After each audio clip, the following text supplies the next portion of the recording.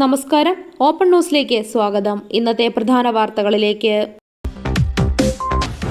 കേളകം ഗ്രാമപഞ്ചായത്ത് saint Thomas higher secondary സ്കൂളിൽ national service scheme, HSS scout and guide ഇവയുടെ സംയുക്ത ആഭിമുഖ്യത്തിൽ Kelakam saint Thomas higher secondary സ്കൂളിൽ ലഹരി വിരുദ്ധ ബോധവൽക്കരണം സംഘടിപ്പിച്ചു.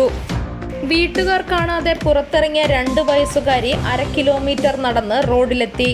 തിരക്കേറിയ റോഡ് മുറിച്ചു കടക്കാൻ ശ്രമിക്കുന്ന കുട്ടിയെ പാചകവാതകവുമായി എത്തിയ വാഹനത്തിന്റെ ഡ്രൈവർ കണ്ടത് രക്ഷയായി. പേരാവൂർ ഗ്രാമപഞ്ചായത്ത് 2-ാം വാർഡ് മുരിങ്ങോടിയിൽ പാതയോര ശുചീകരണം നടത്തി. വാർഡ് മെമ്പർ സുരേഷ് ചാലാറത്ത് ഉദ്ഘാടനം ചെയ്തു. വോട്ടർ പട്ടികയിൽ പേരുണ്ടോ? ശ്രദ്ധിക്കുക, ഇല്ലെങ്കിൽ സർക്കാർ ആനുകൂല്യങ്ങൾ നഷ്ടപ്പെടും. കർണാടക മുഖ്യമന്ത്രിയുടെ മുന്നറിയിപ്പ്.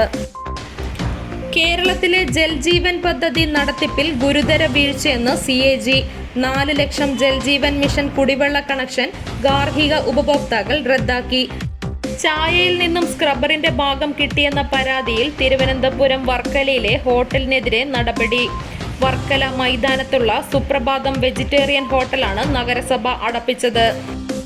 PSCയിൽ വീണ്ടും വിവാദം. ആസൂത്രണ ബോർഡിലേക്കുള്ള പരീക്ഷാ യോഗ്യത നിശ്ചയിച്ചതിൽ വീഴ്ച. 79 പേർ പുറത്ത്, ഒരാൾക്ക് മാത്രം നിയമനം. വേതന വർധനവ് ആവശ്യപ്പെട്ട് തൃശൂരിലെ അമല.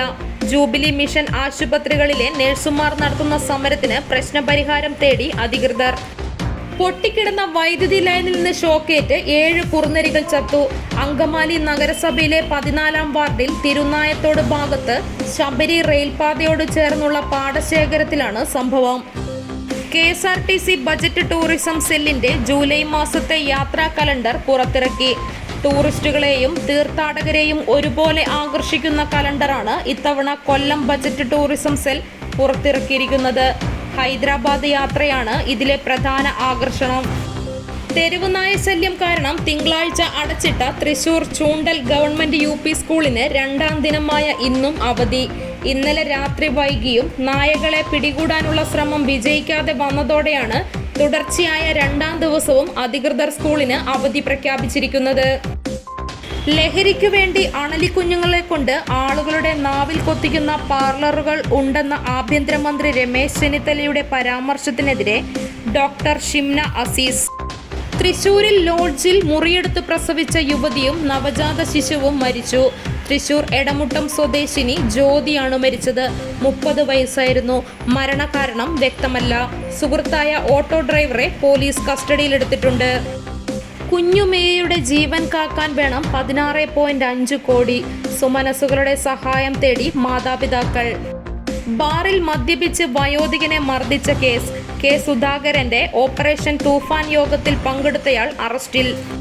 ആറളം ഒടാക്കല്ലിലെ ഇടവന ഹൗസിൽ M ഷീല നിര്യാതയായി. 52 വയസ്സായിരുന്നു. സംസ്കാരം പിന്നീട്. കോളയാട് മൊട്ട പുത്തൻവീട് ഭഗവതിക്കാവിന് സമീപം കുഞ്ഞീം വീട്ടിൽ സുലോചന നിര്യാതയായി. 62 വയസ്സായിരുന്നു. പാലക്കാട്ടുകരയിലെ കരോത്ത് പത്മനാഭൻ നായർ നിര്യാതനായി. 81 വയസ്സായിരുന്നു. ഇരിട്ടി എടക്കാനം ചേളത്തൂരിലെ അളോറ നാരായണൻ നമ്പ്യാർ നിര്യാതനായി. 86 വയസ്സായിരുന്നു. പെരുമ്പുന്നയിലെ ആക്കപ്പാറ രത്നാകരൻ നിര്യാതനായി. 68 വയസ്സായിരുന്നു. സംസ്കാരം നാളെ രാവിലെ 11 മണിക്ക്. ഇന്നത്തെ സ്വർണം വെള്ളി നിരക്കുകൾ. ഗ്രാമിന് 10 രൂപ കൂടി 13,020 രൂപയും പവന് 80 രൂപ കൂടി 1,41,060 രൂപയുമായി. വെള്ളിക്ക് 244 രൂപയുമായി. കേളകത്തെ ഇന്നത്തെ വില നിലവാരം. റബ്ബർ 263, ലോട്ട് 248, ഒട്ടുപാൽ 150, കുരുമുളക് 680, അടയ്ക്ക 370, തേങ്ങ 44, കാപ്പിക്കുരു 200, ചിരട്ടപ്പാൽ 140, കൊക്കോ 70, പുളി 160. ഇതോടുകൂടി ഇന്നത്തെ വാർത്താ ബുള്ളറ്റിൻ അവസാനിച്ചു. നന്ദി.